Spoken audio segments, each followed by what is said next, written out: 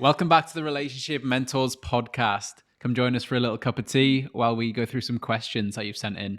So we're going to be talking all things being hung up on your ex, long distance relationships, and also dating someone who has kids, plus so much more.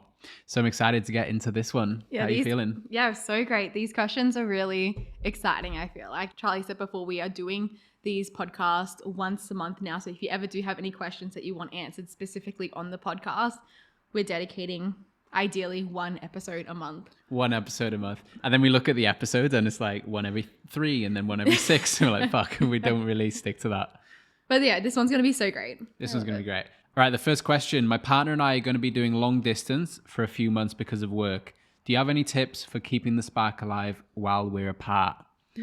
So I love this one so much because we speak about long distance a lot through our podcast, and our advice is ideally don't do long distance. However, in this case, it's only for a couple of months. Like, you know that there's an end date to it. And like, obviously in that time, it is super important to see if you can do weekends and trips to each other, even if it is just seeing the other person for a day or 3 days. That's so important that you can do that as much as possible in those months, because it's so important to have that physical connection in that time. But then between both of them, it's really important that you're both communicating what your schedules are like throughout the week, because if you're not communicating the other person, your schedule to the other person isn't going to know what you're up to, or they're going to call at a time that you're not able to speak to them. And you're just really not wanting that. You're really wanting to make sure that there's a time every single day for you guys to call each other and text each other, and that you know all the things that are happening in their day-to-day life. Because I feel like when you are long distance, all the mundane stuff, you can forget to share that with your partner. But those are the things that help you feel so connected, especially when you are on the other side of the world or in another state to your partner, that it's just like sharing those little mundane stories that have happened in your day with your partner. So then you guys are able to connect over it. Have you done long distance before? No. Have you not? No, I feel like my long distance... You have? Yeah, well, I forgot. I personally have never pictured it as long distance. I feel like there was one of my partners that I was with for 2 years, and we lived like half an hour, 40 minutes away. So I never considered that long distance. But then there was a relationship where we did live... I lived at the Gold Coast, they lived in Brisbane, and I didn't feel like I never considered that long distance. And then he was moved to Sydney for the rest of the time that our relationship was alive, and he came to visit me every 2 weeks. Okay. And then we spoke. Yeah, I feel like we called every day. He was someone that would like send photos and like updates and videos and a story time of his day all the time. So that just helped us feel connected in that time. And did you go okay through long distance? I feel like at that time, like when we met, you'd never been in a relationship with someone who wanted to message every day, who wanted to see each other multiple times a week. Like, I feel like your relationships before were seeing each other once every week or 2 weeks. Yeah. So it's very different, wasn't it? Because, 100%. Because I remember saying that to you when we first met. Like, the person that lived in Sydney and I lived at the Gold Coast, I don't think I ever conceptualize or consider that was long distance. I just never thought of it that way. But it's like from the time that we started seeing each other / dating, that was like a week and a half before he got deployed to Sydney. Because it was like he was in the army, so it was very last minute of like had to go. So it was like in that time he saw me like 3 times, which I thought was really strange, but I'm like, oh, like it's new, whatever. But then when I met you and you were consistently wanting to see me every 3 days, I was like, wow. And then that was just like months and months and months. Yeah, with the other person, it was like a week, and then they got deployed. And so then I don't think he got a transfer, not deployed. It was a transfer to Sydney for like a period of time. We knew it wasn't forever. It was just for however many months. And yeah, I feel like I was the one that kept the distance, and I didn't really communicate because I don't think I cared as much. However, they put in a lot of effort. Like, they came to the Gold Coast every time. Yeah. And Yeah, they cared more than you cared. yeah, I remember there was one weekend that I was actually going to go to Sydney to see that person. And then I just chose not to because I was having fun with friends on a Friday night out, which then I ended up tearing my meniscus in my leg and all this stuff. So, which is just a funny, like, it's such a memorable night. And I'm glad that I just like never went down because I just had fun memories. I would not enjoy long distance. Like it'd be really hard. And especially like it's important you got an end date to the long distance because you're not going to be long distance forever. The longest Charlie and I have ever gone without seeing each other was 1 week. And that's because he went on a retreat up in Airlie with... That wasn't even a week. I think it was like 5 days. Yeah. From the moment that we've met, we had seen each other every 3 days. And it was like every 3 days, every 3 days. And then it just started becoming every day, even if it was just for like a 5 minutes or like a 10-minute thing, which is the exact type of relationship that I genuinely wanted. So, but you were scared of at the start, I feel. Or you were a bit standoffish with it, weren't you? Yes, and I believe that I was. Now in hindsight, looking back, it was because I was scared to be so vulnerable. Okay. Because it was like all my guards were up and I wanted a relationship that we have right now. But you were scared of death in case you got hurt. Yeah, exactly. Yeah. Interesting. Yeah, I get so many messages every single day asking about long distance. And it's what Mia said. Creating quality connection while you're apart is so, so important. So saving the things from the day, whatever happened, write them down if you want. And then when you speak to them at night, actually have a phone call, actually have a FaceTime. Don't message them throughout the whole day and just say everything that comes up. Wait until nighttime, speak it all then, have a genuine connection, and then do the same the next day. That'll work so much better than just messaging each other every single minute. Like that's not going to be great for the relationship. Yeah, and I think it's really important to get them involved in your day or the new life that you're creating in that new place. Does that make sense? Like if you're going somewhere new for work, like get to show them videos or like show them a photo of your new workplace in that location or the new park that you like or like the view that you have.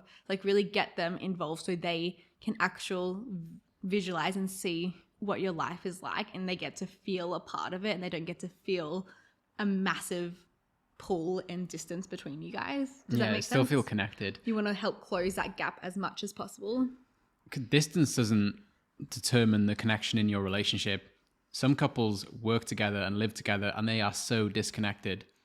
And creating connection in your relationship is like 30 minutes a day of chatting, keeping each other up to date on your life and what's going on. Like that's how you create a committed and connected relationship. Distance doesn't have to be the determining factor in how connected your relationship is. Obviously it's easier in person, but if you can chat every day or every few days and really have a quality conversation, like that's how you stay connected. Yeah, and that's why I was saying like my first tip was to make sure that you're communicating your schedules throughout the week because it is so, so important. If you can't call every day, that you're calling at least every second day or like every third day and having a really good quality call. And the only way that you can do that if you are going away for work and you are going to be really busy in those times or you're in uni and the other person's really busy or you just have busy schedules, you don't want it to get to a point where, oh, like we're so busy, it's really hard to find time to make sure that when we're both free to actually have a call. It's like, no, that actually needs to be a priority, especially if you are doing long distance. Yeah, you have to be organized, don't you? Yeah, it forces you to be organized. Amazing. Next question. Fuck. Have you ever seen Malcolm in the Middle? No. I don't know if it is Malcolm in the Middle. I've watched Malcolm in the Middle, yeah, actually. I don't know if it's Malcolm in the Middle or a different one where they, like, there's one of the kids that says something is like, okay, like you tell me your name? Charlie. Maybe it's not Malcolm in the Middle, but it's like a kid that like wants to remember something, so he like whispers it. That's what it felt like you did when you were like, fuck. Let's try again. There's this amazing person I've been friends with for a while, but I think I might be catching feelings. We haven't ever really hinted at anything romantic. Should I make a move or risk ruining the friendship? I love this one. I genuinely love so much. I love so much. And I also believe this is a very common thing. Like people really take this into consideration, especially if you have like such a good friendship, you have such a great dynamic with someone. It's like you have the potential of ruining that if you make a move and they don't feel the same way, or they're not ready to act upon their feelings towards you, something like that. My advice is, why not go for it? Life gets to be so much fun. Like, you get to make a move on them, and you get to flirt with them, and you get to like, if What came up in my head, like, you get to sleep with all your friends. Like, ooh, I feel a connection. You. I guess, yeah. You could have taken The that way one. you said it, I was like, it gets to be fun. I get to sleep with all my friends. Everyone. Okay, but that's not what I was talking about. I wasn't even, sex wasn't even a thought of mine. I was just like, oh my That's what God, my brain went to. flirt. It's like flirt, have an I orgy love with it. all your friends. Yuck, okay. That's not what I meant by at all. All right, let's bring it in. Yeah, you go with your advice, because my advice is just like, if you have a feeling for someone, just go for it. It gets to be fun. But then also at the same time, be true to yourself as well. I was like, do you actually have feelings for, like, what are those feelings? Are the feelings that you just get along with them so much and that you just have a fun time together and you enjoy spending time with them? Like, is that the feeling that then now you're telling yourself that you are falling in love with them? Because most of the time you can convince yourself like, oh, I feel like I'm falling in love with this person. But in reality, you're generally just having a fun ass time. Yeah. And you get to have a fun time with someone that is the opposite sex or someone that you're attracted to. But yeah, I do find that sometimes they're not actually falling in love with them. Yeah, and they just confuse of what love is. Yeah. And you're allowed to have this friendship with an opposite sex. And I believe if anyone is a true friend, you do love them on a platonic level. It's like all of my close friends, I love them so much. Like my best friend, I love her so much. But just like doesn't mean I want to sleep with her. Yeah. But if it's friends of the opposite sex and you've been friends with them for so long, it can cross a point where you're attracted to them, and it can really feel like like a sibling, because you're so close with them. I think in this scenario, it's not. I don't think it's that, but in this scenario, there are so many relationships that start out as friendships and they become great relationships, because friendship is the basis of all relationships. Like, our best trait is our friendship. We have a laugh together. We flirt together every single day. All throughout the day. We laugh at each other and we laugh with each other so much. Yeah, every single day, I think, how can I make Mia laugh? Every time I walk past her, every time I see her walk past the bedroom door, I try and do something that would make her laugh. Isn't that cute? Yeah. And just having that every single day, that's a strong friendship, and things can develop from a friendship. And as Mia was saying, I'm on the vote of, going for it. Why not? It gets to be fun. And if you have a great friendship anyway, that is half the battle, honestly. If you get along with your partner, that is half the battle. When couples come to us and they're struggling in their relationship, or they're talking about divorce or breaking up, there is a lot of resentment in that relationship. They love each other, but they don't like each other anymore. The friendship's gone. They have fallen out. They despise each other. There's resentment. There's contempt there. And that comes down to not being friends, not liking each other. So if you like this person as a friend, that is half the battle to make a great relationship. You just have to make sure they are actually romantically available as well. Yeah, that was my next thing I was about to say. It's like knowing that they're also single and they're not in a relationship. Like if they are in a relationship and you're friends with them and then you start having romantic feelings for them, it's like you want to make sure that you're respecting her and the relationship that she's in. So, yeah. But if they're single, you can just feel it out, can't you? Yeah. You can spend time with them, look a And- bit deeper into their eyes, physical touch for a bit longer. Yeah, and it's like, and if you really do have such a great friendship, you bringing up a slight emotion of you starting to potentially have feelings for that other person. And if they don't feel the same way, a friendship isn't just built on one level. There's so many legs to stand on within a relationship that if you were truly good friends, you could come back from that if the other person doesn't feel the same way. It's like at the core, you have a great friendship and you've shared your thoughts of potential feelings coming up, and they don't feel the same way, a good friendship should be able to come back from that. And imagine never saying anything. Yeah. Imagine they feel the exact same way and they are too scared to bring it up. And then you're too scared to bring it up, and then nothing ever happens. Like, it takes one person to be brave and to bring courage into that situation, and then something great could be spawned from that. Yeah, it's like, for what reason would you not want to try? Like, it sounds like such a sad life for you not to act upon what you want. Amazing. Next question. My partner and I are getting serious, but he has 2 young kids from a previous relationship. I've never dated anyone with kids before. Any advice on navigating blended families? We've not had personal experience with this, but I've spoke to a lot of people who've gone into this situation, and there's a lot more baggage that comes with that potentially when you're dating someone, because you're not just becoming girlfriend or wife, you're becoming mum, like stepmom in that situation. So there is a lot more to take on. And we've got a really close friend who has gotten into a relationship with this guy who has 2 kids, and they have the most beautiful relationship. She has the most beautiful relationship with his children. She has the most beautiful relationship with the children's mum. Like, it gets to be a beautiful situation. So often we're taught and we see that you're supposed to hate their ex and the mother of their children, and she was this, she was that, we broke up because of this. But it actually gets to be a great relationship. You get to co-parent well together, and then you get to join that situation. So the biggest thing to check is, do you want kids? Like, is that something you want to take on? Like, it gets to be fun, doesn't it? 100%. It's like, my first thought exactly was the exact same situation.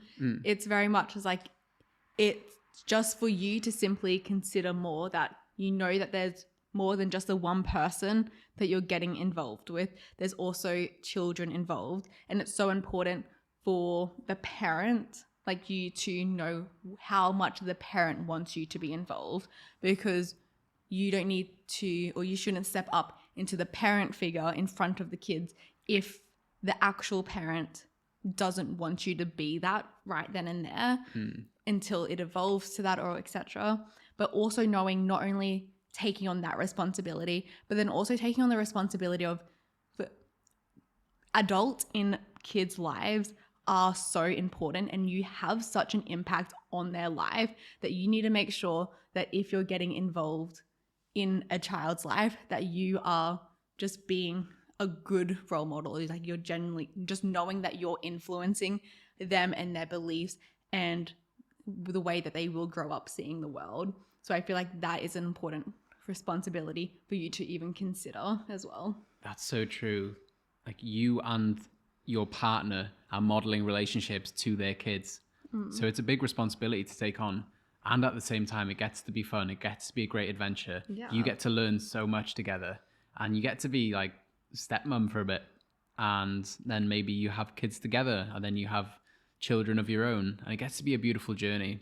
So, and it's very much, sorry to interrupt there, but it's very much each to their own. Because like, I could imagine if I was in that situation, I would love that, and like that dynamic and situation. But there are some people that genuinely don't want kids, but are happy to be a part of their partners, like dating someone or being married to someone that already does have kids. And there's some people that don't want kids and don't want to be a adult figure in other kids' lives. And so that's really big and important thing to consider before committing any further. some people don't want that baggage and seriousness. And that's okay. Yeah. Like, it's a big decision. 100%. Yeah. I love how optimistic we always are. Like, just go for it. Like, it gets to be fun. Date your friends. Be a stepmom. Do this thing. Yeah. Like, you get to be all of it. And I feel like that's the angle we come from. Yeah, I do believe a lot of people live life so seriously And scared. Scared and timid, and I'm speaking out of experience. When I look back at my life, I believe I've really lived life. We have been this person, yeah. Yeah, I have been that person that was scared of so many things and wouldn't go outside of the box and things like that. Blah blah blah blah blah. I could go on forever. However, after all the personal development and just realizing and experiencing life more, I've just realized that you have no restraints. Is that the word? You put them on yourselves, and life really just gets to be fun. And for what reason are you choosing not to follow through with your dreams and not follow whatever your heart desires? Because it truly does get to be fun, and all it is taking that right decision in the step. I love that. And that's the philosophy you live by. I think we spoke about it a couple episodes back. And when I feel consumed with business stuff or stressed out or worrying about stuff, like everything gets to be fun. And that's what Mia's so great at reminding me at. So whatever's going on in your life right now, like it gets to be fun, the situation. Maybe it is a bit challenging. Maybe there's a lot of emotions around it, but it still gets to be fun. It gets to be an adventure. It gets to be a journey where you learn more about yourself. You become better. You up level. So yeah, I love that phrase. Like it gets to be fun every area of your life, including dating. Yeah, I love it. Amazing. I went on a great first date when... Fuck it, Al. I'm not doing well with these questions today. Fuck. I went on a great first date with someone last week, and we're supposed to meet up again this Friday. I'm starting to get nervous, though. Any tips for making sure the second date goes well? I feel like that's a great sign that you're getting nervous, because it just goes to show that you care. Because it clearly is like you've gone on a first date, it's gone so well. You're like, okay, like this is exciting. This is cool. Okay, little nerves are coming up, a bit more excitement's coming up. You're like, okay, I don't want to fuck this up. So I think it's great that you've sent through this message to like make sure that you're wanting to genuinely put on such a great date for her, for her to have a great experience with you and in that moment. So I just feel like that's really sweet. Like it just goes to show that you really care. Yeah, it's positive feedback. And you get to label those emotions anything. Nervous and excited feel like the exact same thing in your body. It's what you label it. There's so many emotions that go on in your body and so many feelings that go on in your body. And they're just feelings until you label them. It's like, what do you label these things?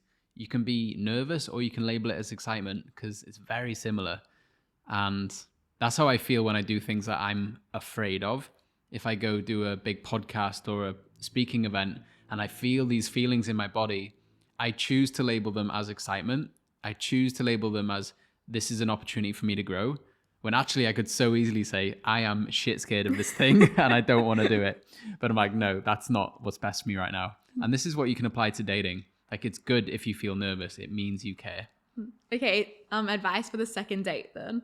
Advice for the second date. I could go. You can go if you want. My biggest thought, and I think it's something that I've just witnessed going on dates and having a guy such as Charlie organizing the next dates, is, and not the guy always has to organize the dates, that was just the case for the first few with us, is it was on the first date when you're getting to know the other person.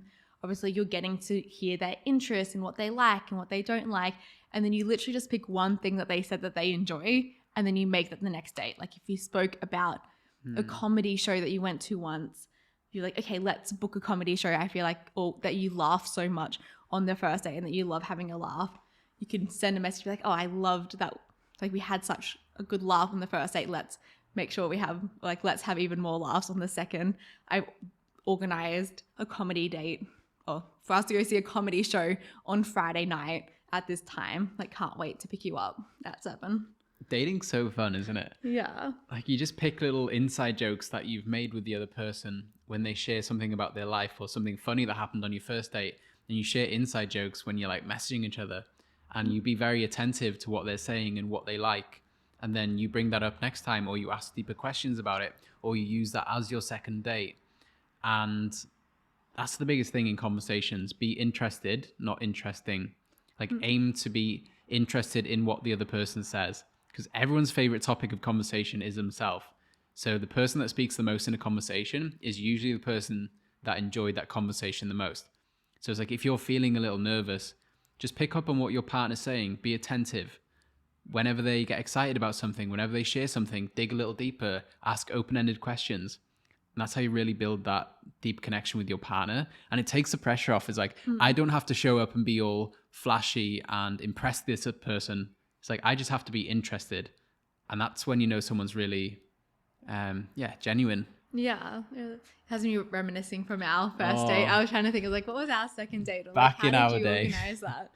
I can't wait to tell her baby, like when your mum and I met, this is how it was. The first date that I organized was a drive-in movie theater. It was.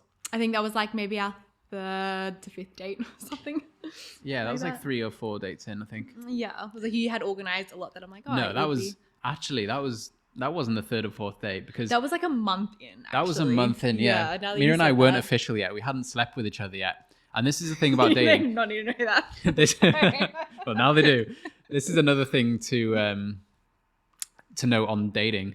It's like, don't be afraid to take it slow, build up the connection slowly. Like that was the biggest thing for us, is really building that friendship before we really kicked it up a notch and made it official And or we slept had with each other. so much fun on our dates. So like I was saying, like Charlie and I saw each other at least every 3 days, if not every 2 days. Yeah, it's like every 3 days for Yeah. at least a month. It was, a solid month of that. And we just had the best time together. Like we laughed so much. We like caught up with other friends. You met a lot of my friends. And we didn't put any pressure on it. We're just catching up. Like Yeah. I'm excited to see you again. And it wasn't like, oh, what are we? And putting a label on it straight away. It's like, no, I'm just excited to spend time with you and taking the pressure off. Like it doesn't have to lead anywhere. I want it to, but it doesn't have to. I'd be okay if it didn't. But just being excited to see the other person, building it up slowly, and then yeah, just wanting to spend time with the other person is so beautiful. Dating was so fun, wasn't it? Yeah. Aw. I love that. I was like, oh, the date that I planned was like 3 dates in. cut to my first date was actually a month in. Yeah, that'd be like 13 dates in. Sorry. Move that We around. lost the question. Ow, no. Cool. Next question. I'm still hung up on my ex from a few years ago. We haven't spoken in a while, but sometimes I wonder if we made a mistake breaking up. Should I try and reconnect or should I move on? When they say we haven't spoken in a while, sort of makes it sound like that you have spoken or consistently spoken after you guys have broken up. So it hasn't been no contact. Yeah. And like everyone breaks up for a different reason, and it's really considering like what are the reasons that you broke up? Did they break up with you? What was the reason? What did they say about that? And then if you broke up with them, what was the reason? Actually really considering that, and not just going to them because you feel lonely or because you haven't found someone better, because you just haven't put in the effort to date anyone else. And ruminating and having these thoughts and thinking about your ex, it's totally normal. It means you miss them, and that's okay. It doesn't mean that you have to get back with them. Like people who are drug addicts and then they have rehabilitation and they get off the drugs, they still miss the drugs. Does it mean the drugs are good for them? No, it doesn't. It just means they miss them, and that's okay. Because if you were with this person for a long time, they would be ingrained into who you are, part of your identity. You were bonded on a chemical level, and then you go without them. You're going to have withdrawals. You're going to have thoughts about them. So it's really shutting off your emotional brain and being like, logically, was it the right decision to break up right now? Because if you just act from emotion all the time, you're going to get hurt. So logically look at the situation. Was this relationship the best for me long term? Does this serve me? Are we the right person for each other? Does our futures align? And if they don't, just know it's okay to have those thoughts about your ex, but just move on. Yeah, and just know it's like you can appreciate all the fun times that you had together and all the fun moments. It's like you can take those moments with you for the rest of your life, but don't say that you can only have those fun experiences and moments with that one person. Because I remember many years ago, back before I was even 20, so in my teens, I remember thinking, oh, but we have such a great connection, and like I've never felt like this or had a connection like this with anyone else before. But then reality is, like, now through life experience, I've realized, no, that has everything to do with me and the quality of relationships that I can build and the depth of connection I can build with each and every person that I meet. And so it actually didn't really have anything to do with that specific person. It was just a moment in life that was really fun and an exciting experience. But chances are you're going to have even more fun experiences with other people and just overall in your life. And it's creating new evidence with someone else. Because when I was in a long-term relationship and breaking up, my biggest fear was I will never build a connection as deep with anyone else. Because we've been together for 7 years. But that's such a limiting belief. When you get out of a relationship, when you create new evidence of seeing other people, getting in another relationship, you're like, wow, I can build such a deep connection so fast. Like, it doesn't have to be the length of the relationship, it's the depth of the relationship. And us, after like 3 months, I was like, holy shit, I've never felt this connected with someone. And I've had way longer relationships. So that's a belief that got broken for myself. of worrying that I'd never build a connection as deep, but then realizing it gets to be created really, really fast. I love that. You love That's that? good advice. Amazing. All right, next question. My partner and I have been together for a few years, but I sometimes struggle with jealousy. They have a lot of work colleagues they hang out with, and it makes me feel insecure. How can I deal with these feelings in a healthy way? Insecurities in a relationship. Mia got jealous before. I've shared this story before. I've got a barber, and it's a female. It's a female. It's a she. And she gave Don't me... say it. She is a female. She is a It's more female. respectful. And she gave me gift vouchers to come back and get like 20% off a hair wash and stuff. And I came back in and I had these cards off her. And Mia was like, oh, what is that? And within saying that, I said it in a silly way. And also, I think it was more so the old hairdresser in me that was like, you don't need to pay someone else to get extra stuff. Like, I don't want to cut your hair because I hate hairdressing. Yeah. But I don't want you to. I don't want someone else to wash it. But I don't want you to experience from someone else. So I think it was like more so me taking pride in my craft, yet I refuse to cut your hair because I don't want to have to cut your hair every single month. Yeah. So I don't want you, like, I already, yeah. So I don't want to get stuck in that trap of having to cut your hair. So, but then any additional things, I'm like, you don't need those. That was so funny. That was really great. Yeah. So feeling insecurities in a relationship, especially when your partner has work colleagues and stuff like that, like these concerns can come up. Don't feel like you're crazy. It's normal for these concerns to come up. It's like you love your partner. You want to have your partner. You want to, it sounds bad, but own your partner. Like your partner's yours. You want to take your partner. And that being threatened does bring up insecurities. Connection being threatened does bring that stuff up. So no, that's normal. And it's asking for reassurance in the right way. Don't come across as critical or questioning your partner. Assume the good. Like assume there's nothing going on, but ask for reassurance anyway. But when you come at them with, Jess told me that you were flirting with Jade at work. Like, what's happening there? It's like, if you come across being critical and questioning and taking the negative, like assuming the negative, like it's going to cause arguments. It's going to cause disconnection. Your partner does not want to open up to you. But when you can come at it from like, hey, these feelings are actually coming up for me. Like I'm feeling a bit jealous and I know that's normal. I just want some reassurance around XYZ. I want some reassurance around you and Jess. I know you hang out. I know you talk to each other. I know you've been friends in the past. And then get that reassurance from them. Yeah, 100%. It's like in a work situation, I wouldn't add anything other than like than what you said. I just know for an experience from you and I, since we, like, for example, a lot of girls would message you or you would message, like, have conversations with other females because that is our job at the same time.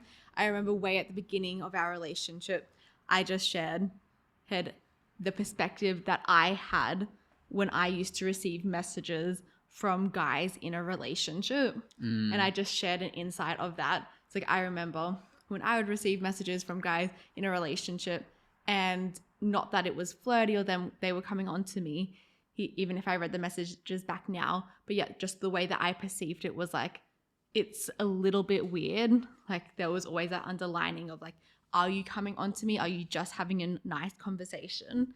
And so I think I just gave you on that. And that's so that you can make sense of how I felt when you would message other people. Yeah, because you were talking about having guys in the past who message you who are clearly in a relationship and it came across really flirty and they were trying it on with you. It's like how bad that is for their girlfriend. Yeah. So it's like the way that I felt was like the embarrassment for the girlfriend that they were dating at that time. And so I remember just giving you perspective of me experiencing that and then just being like, just making sure that what you're saying doesn't come across in a flirty way and that it is clear that it's just a work conversation or like generally getting to know them and their relationship dynamic, so then you can help them in a work situation. Yeah, absolutely. Yeah. So it's just setting those boundaries, giving perspective, letting your partner know what's coming up for you and not saying it in a critical or questioning way, saying it from, hey, I'm just wanting reassurance, this is coming up. And then hopefully they give that to you. But if they get really defensive, annoyed, it's like maybe there's something there. So maybe you should dig a little bit deeper. Exactly. And also just going back to the other thing of when you are communicating that with your partner or decide to communicate that with your partner, the best thing that I have found in my experience is bringing it up the moment it comes up, or like the moment early on in the relationship, I should say, not as soon as it comes up, only because then that way the first time you bring it up, you can actually not have a really big and emotional tie to it. Does that make sense? It's like if you've noticed this insecurity playing out for the last 6 months, 8 months, and it's really started, and you haven't spoken to anyone about it, or you haven't spoken to your partner about it, and you've just built up the conversation so much in your head that you have a lot of emotional charge to it, you may not be able to have that conversation in a grounded way. Yeah, in a grounded way. So what I found with me, the moment something would come up, I would figure out how I can communicate that the best way possible, and then have that conversation before I had a big emotional charge to it. I was like, I can feel like, oh, I feel slightly uncomfortable with that. Here's why. And then whatever they say back, I'm like, yep, okay, I can. It just gets sorted really fast. I can see it on your level then. But if I have a really big emotional charge behind it, whatever you say has to be really good to unfilter all the beliefs that I've created in my own head through those 6 or 8 months without saying anything. Does that make sense? 100%. You have all these intrusive thoughts if you don't say anything, can create these 10 different scenarios of how it played out. And the worst case scenario, all of a sudden you come to the conversation and you think your partner's already guilty because how many times you've made them guilty in your own head because you keep thinking about the worst case scenario. And something you're great at is bringing up things straight away. As soon as there's anything wrong, as soon as she feels anything that feels a bit uncomfortable for her, she mentions it straight away. And sometimes I'm like, oh, she's like bringing shit up again. But it's just tiny things that we bring up every single day, so it doesn't build up. Whereas if Mia just swept those things under the rug, then it could build up over 2 weeks, and then we have a massive argument. I'm like, fuck, where did all that come from? And I remember us talking about that because I would bring it up the moment I felt a slight discomfort, and it was so small, but I would still bring it up because I knew that the longevity of that, what impact that would have. And then I realized that every time I brought it up, you felt like, or maybe because of past relationships or whatever it was, that you felt like it must have been a really big problem. And so I remember telling you, it's like, no, when I bring something up, the problem is like this big, like it is so small, but I'm bringing it up just so there's like nothing unspoken and we're all clear and open. Does that make sense? Yeah. Rather than if you've been in other relationships in the past or you've done it in past situations, that if someone does like bring something up, it's going to be this big argument or this really big problem. So I think me sharing with you is like, when I bring things up, it's not a big problem, and I'm just sometimes just needing a small sentence of reassurance from you. And there can be so many mini triggers. Because I remember one thing for me was I'd never say, you look beautiful today. Because in a past relationship, if I said, you look beautiful today, she would make that mean she looked ugly yesterday. Yeah. Things like that, like you look, I love what you're wearing. Do you not like what I'm usually wearing? Things like that. So I'd never give Mia compliments because in my head I registered compliments as it means there's something wrong with me previously. So it'd end up in an argument. And then Mia was like, why don't you give me more compliments? I was like, I don't know. Because I keep thinking it's going to end in an argument. So it's like little patterns like this play out sometimes. It's so interesting, especially like to reminisce back into when we had those moments because they feel so long ago now. Yeah, and little things not having to be a big problem. So when Mia brought things up, I'm like, fucking hell, this could be like the end of the relationship. This is the end of the world. Yeah. I'm such a bad boyfriend. I'm this, and creating all these stories where it's just that tiny bit of reassurance. Yeah, because I remember when I'd bring something up to me, it was just such a small thing that I just needed literally one sentence of reassurance.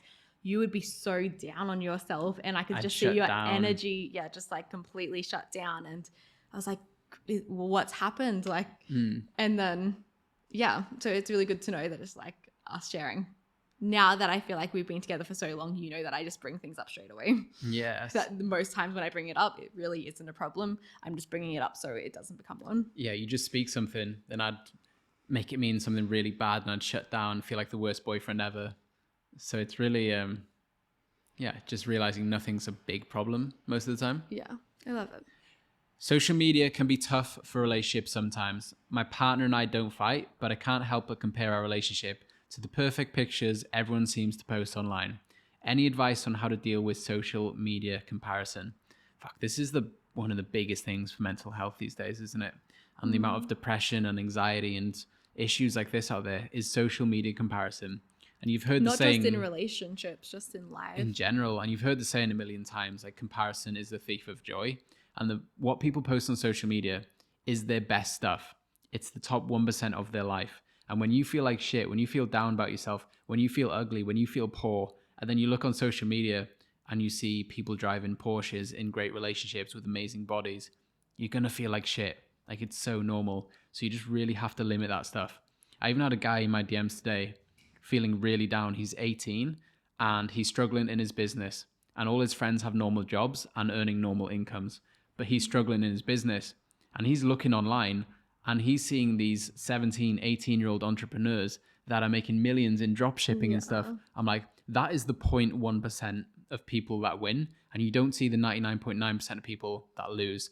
Because why would someone share, hey, I made zero money this month, I've had zero leads this month? They wouldn't, would they? So you only see the best people. Then you can compare yourself and be like, fuck, I'm doing shit. I think that's the hardest thing. Is like, even for us to speak into, it's like when we started our business together, or just because I started working for myself 2 years ago, and you started working for yourself a lot longer than that, was like to go through business and just the growth of business, especially when you're starting out, going from 0 to 30K to etc. It's like, it's just that growth period where you're learning so much, you're figuring things out, you're building systems and strategies, and you're building your clientele and things like that. That is like when you go on social media and you're seeing everyone making like what feels like everyone making 6 figures a month, how I made figures in 2 days, and how I made $1 million within 17 weeks. And it's just like, and obviously once you're watching that, you just see more and more and more content like that. So it is really important, if you've started to notice a decline in your mental health because of the things that you're seeing online, is to make sure that you're filtering it out. Make sure that you're going through the people that you're following and unfollow anyone that doesn't make you feel good when you see their content. That's something that I do all the time, and why I like to keep my following so low or limited, because it's like what I consume on social media is so important that I don't want to see things that are making my energy feel low. I think something we can improve upon is sharing the realness. This is why we create this podcast, to talk about arguments we've had and areas that we're not perfect in, just to relate to people. But I feel on social media, we can very much just always look super happy. We've had, so many people message us like, oh, you guys just look like perfect. I bet you never argue. People have all these assumptions from the outside, don't they? You know, even some of our close friends, or just like friends that are in our circles, say that to us. Like, we've jumped on a few calls, or like had calls, like conversations with them, and they've even said like, do you guys argue? Yeah. Which I've found really interesting, because I was like, yeah, of course we argue. Yeah. But something that I believe in this conversation, especially within social media, it's like when I even look at Charlie's and my life, right? I believe our most memorable moments in our life, or the most fun that we have within our relationship, that actually isn't captured on social media and not posted. So true, yeah. And it's like the bad times within our relationship, not even bad times, just like if we're having an argument or a disagreement, or if I'm getting angry at Charlie or annoyed with Charlie, like my first thought isn't to set up a camera and record it. Does that make sense? So I truly believe our best moments in our relationship aren't actually recorded, because we're so in the moment. Especially, we don't post anything with hanging out with our friends, but we do that a lot. And like those moments are so fun with all of us all together, and memorable moments for us, yet we don't post that on social media. And like any of our down days or down moments or hard conversations, like isn't something that isn't just like a natural thought to be like, hey, let's set up a camera and record this. It's such a thing to get into the content creator space, because we post a lot of content and sometimes Mia and I have the best day and we do so many cool things. We're like, fuck, this is such a cool day. Like, this is what I've always dreamed of. I would love to watch this type of content of our life right now. but we're like, fuck, we didn't take a single photo or video today. And it's like, we loved it in the moment so much. And it's a habit as well to take videos of that, to post it online. And also the flip side of that is like, sometimes it makes other people feel worse about themselves. And it's such a fine line on social media, isn't it? And I will just add in a piece of just pregnancy, for example, if that's okay. It's like something that's really come to me because like I'm 4 months into my pregnancy now, and my body is changing. I am putting on weight. My belly is growing. Yet it doesn't look like a pregnancy bump that's like full term at 9 months. Like it's not this big bump. It obviously Like grows. people couldn't tell you're pregnant yet. Yeah, it's like it grows into that. And so there's a level of where I have just seen content of people in the past before I fell pregnant of them working out through their pregnancy and they still look really slim and they have just a little sweet bump and it's just like I will naturally compare myself to them, even that I don't want to, like, even though I don't want to compare myself or intentionally compare myself. And I've realized now, even watching that content whilst I'm pregnant, I'm consciously not doing. However, I have watched a lot of that content previously that I'm still comparing myself to that. So it's so important that we're just knowing that like for me, knowing that each pregnancy is so different, that each body looks so different throughout pregnancy, and just knowing that each relationship is so different and each relationship looks so different. Because I believe with our relationship content, for example, none of the stuff that we post is put on. Does that make sense? Like all of our stuff is like, I feel like if we're just in a mellow, like if we're going for a walk, we're like, oh, like this is a great moment to take a video of what we're doing. Like none of that is fake. But I just believe our best moments we don't capture because when we're in the moment so much, and our worst moments we don't capture because we're so in the moment. Does that make sense? You're so cute saying, does that make sense? You're like, is that okay? It's more so just a way for you to be like, okay, your turn to talk. Oh, you're so sweet. Yeah, comparison is such a big thing. And you will never be happy in life if you believe happiness is outside of yourself. And you'll never have a great relationship if you believe a great relationship is outside of yourself. If you're constantly looking at other people, then you're never going to create a great relationship in the moment. J. Cole has a great lyric. He's like, there's always going to be badder bitches out there on the tour, but you'll never find true love until you find yours. And it's like looking around, there's always going to be guys with more money or guys with bigger muscles or girls with bigger boobs or girls with a bigger bum. Like if you look for that shit, you're going to find it, but you'll never truly be happy until you build depth in your relationship. Like people always opt in for width in their relationship and dating. They're like, oh, there's so many distractions out there. Let me go date all these people. And then that's just width. You never go deep with anyone. But until you find a relationship and you go deep with that person, that's how you experience the depth of the human experience, rather than just dating around and chasing these dopamine hits and these quick hits. So yeah, opt for depth.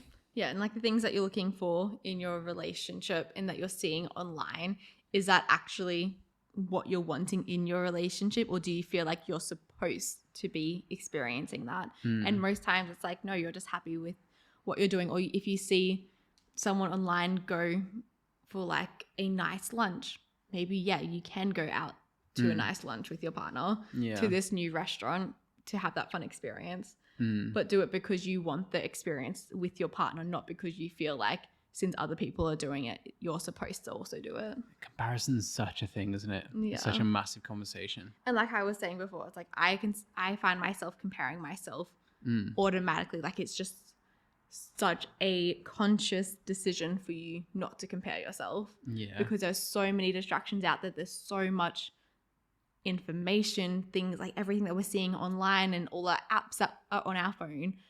There's just so much that we can compare ourselves to, and that's why I consciously make sure that you're not going on social media too much. I go on social media a lot, but making sure that who you're following as well is super important.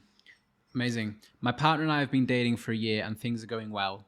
We're talking about moving in together, but I'm a little nervous and how it will change our relationship. What are some things to consider before taking the leap? Our first ever YouTube video together was tips about moving in together. Do you remember any of the tips? I don't remember any tips, but Neither do I. That was I can ages talk ago. about what's really worked for us well. Yeah. I feel like the main thing is making sure you spend quality of time together, not quantity of time. Moving in together, you will see each other every single night, most likely, and you spend a lot of time together, maybe all the weekend together. So it's like, make sure you spend time separately and make sure it's quality of time where you make time to go on dates together and actually connect with each other, not just sit around, watch Netflix, scroll your phone. Like, that's the lowest level of intimacy. So make sure you have some depth with the intimacy when you see each other and not just spend your whole time together, because you can treat your partner like a commodity if you just see them all the time. Exactly. And something that I have seen, especially within some coaching calls that I have had, specifically with women who have moved in with their partner, but then they have felt like since the partner visibly sees them at home, they go out and organize things with their friends and make these plans and go to work. But then just since they see their partner, they're like, yep, like we've seen each other today, that's fine, rather than actually connecting on an emotional level and creating that depth. And something that I even find within our relationship is, since, yes, we do see each other 24/7, we live at home, we work from home, we've learned that we actually just never work in the same room together. It's like Charlie will work in the office and I'll tend to work out here or wherever I feel comfortable. But even then, it's like we sometimes may have not had a deep connection, or is that what we was calling it? Like a deep connection through that day. And then I find maybe if one person is washing up, the other person just sitting and talking to them as they're doing that mundane task or cooking or something like that, that just genuinely sitting down and chatting for 15 minutes can create such depth. And that's sometimes all that you need every day to feel connected. Yeah. And even if you guys have both had a really busy day, like you've had your 9 to 5, you've come home, you've cooked dinner, and you both want to just relax and put on a movie for the night, like that's a very common afternoon or night routine. Yeah. Just within that time, can you just sit down with your partner for 10 minutes, 15 minutes, and without any phones or television, and have a genuine conversation of catching up through the day? What happened today? Tell me those stories. What are your thoughts that you had today? And it only being 10 minutes, and then you can put on the TV show that you're wanting, because feeling that connection is really great. Yeah. And another thing that I really liked, that I feel like it was a really nice thing in our relationship that I started, that we don't do all the time, but we do it every now and then, is actually get ready for bed together. So for example, if you have just watched a movie together, or if you have been home and you've done your own things, actually get ready for bed in the sense of, okay, let's get up, like tidy the house a little bit if that's the routine that you have, brush your teeth together, get into bed together, turn off all the lights together. And it sounds so silly and so mundane, and that literally just takes 3 minutes, 5 minutes from brushing your teeth and getting into bed. But just doing that, like a little mundane thing together, where you get to go to bed together, is just such a nice, slow connection. That's beautiful. And you really love that, don't you? Yeah, I just think that's you went. I remember one time I went to bed without you, and you're like, "What? You went to bed? Like, what's wrong? Like, are we arguing? What's happened?" Yeah. I was like, "Oh, I just was tired. I went to bed," and that meant so much to you that we go to bed together. I'm like, "Oh, I'll make sure I do that." Yeah, because it's just such a tiny thing. And two more pieces on this. First is flirt with each other every single day. Don't turn into roommates. Don't turn into just friends that live together and you happen to call yourself a relationship. Actually flirt with each other every single day. It's so, so important. Every little opportunity you get, make each other laugh, slap each other's bum, flirt with each other. And then the other piece is keeping the intimacy alive. Like, still trying to impress the other person, still making the effort to look nice and dress nice and be hygienic. Like, it's okay to be a slob around your partner sometimes and be comfortable in that, but also make the effort to feel good in yourself and impress the other person, so you can actually still have sex. Like, so many couples, the amount of young couples that don't have any sex or haven't had sex in months is pretty alarming, isn't it? Yeah, it is very much on a decline. Yeah. So that is the Q&A for today. My love. I love that. I feel like the questions were so great. This month. And yeah, I loved it. What's happening this week? We are going to house sit for a friend from Thursday yeah. to Sunday, which is super exciting. And they have 2 dogs, so I'm very excited to live with dogs for several days. Yeah, they're literally like 5 minutes down the road, and they're going away, and they have 2 dogs. And we're like, fuck yeah, we'll come look after your house and look after your dogs. Got 2 little caboodles. I'm like, oh, we're so excited to go for walks with them every day. Yeah, I'm really excited for that. I keep forgetting, but I am really excited because they go for 2 walks every day. And normally, like, I look after them anytime they have a busy day or they go out anywhere. So I'm excited that they're gone for like 4 days or something, or 5 days. We have the dogs all to ourselves. And we have the dogs all to ourselves. They came over here before, and they usually just sleep downstairs out the way. And then they came. That sounds so sad. They normally sleep downstairs on their bed together. On their bed together, but like away from the bedroom. And then they came over here and they slept in bed with Mia and I. That was so cute. Oh, that was so beautiful. Hey, I want an animal for our house so much. Like, I'd love a cat. I would love a dog. Like, I love cats and dogs equally. Like, they're just so cute. Like, I wish that we just had one of them. I just feel like right now it just doesn't.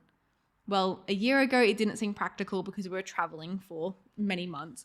But then now we just haven't. And like, we have a baby on the way. And so it's like, we have that. And we just like, maybe it's not the most practical thing for our apartment, but I'm just so excited to have dogs for like a couple of days. Yeah, it's going to be so nice. Yeah. Very excited. Amazing. Thank you so much for listening in. And if you have any questions, message us on Instagram. There'll be links to our Instagram in the description, or it's just Mia Brookcherry or Charlie Owen Coach. Drop us a message and we'll get them answered on the next Q&A podcast. So I'm excited for that. Yay. Have a great day, guys. See ya.